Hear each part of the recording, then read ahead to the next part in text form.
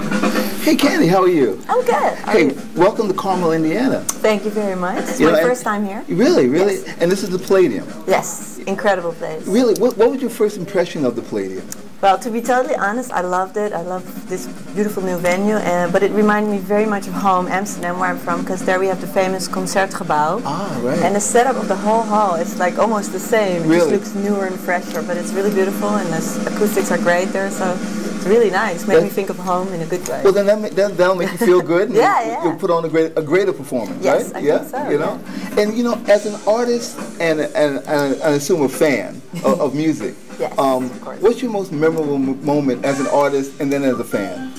Now, as an artist, I think still my most memorable gig was when I was supposed to be the support act for Prince when I was 18 years old. And I was so excited. I was a huge fan of his, and when we got there, we rehearsed the whole week, and then we were right before the show, 1 hour before the show, they canceled my performance, and they didn't really give a reason. They just said, "Oh, Prince doesn't feel like it today," and then I got really mad, and I wrote him a little note and said, "Why don't you let me play? You miss a girl, the chance to see a girl blow her butt off on the saxophone," and so I was really bold. But apparently he got that note and he was very fun about it, and in the end he apologized and then asked me to come with him on stage, which of course was like a million times better than even being a support act. Right. And from that moment on, you know, I played with him all over the world. But the fact later that I heard that was that it wasn't his fault at all. It had nothing to do with him. So it was very fun that he decided to say, "Oh, I'm so sorry," and he apologized.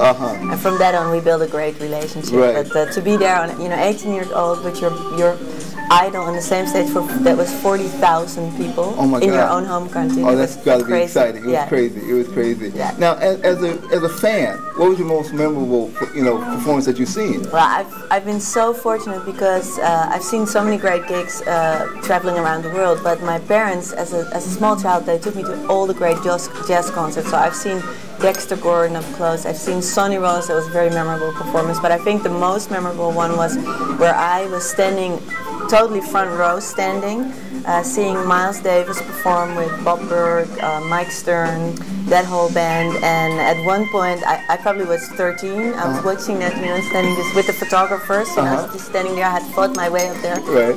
And I think he saw me and he came down and he just played 2 notes, do-do-do. And then he walked away. Oh, that's great. That's great. It's like you're touched by... Right, touched by Miles. Yeah, that's right. Well, those are great moments, Candy. And again, thank you for coming to Carmel and the Palladium. Thank you so much for having me. Thank you.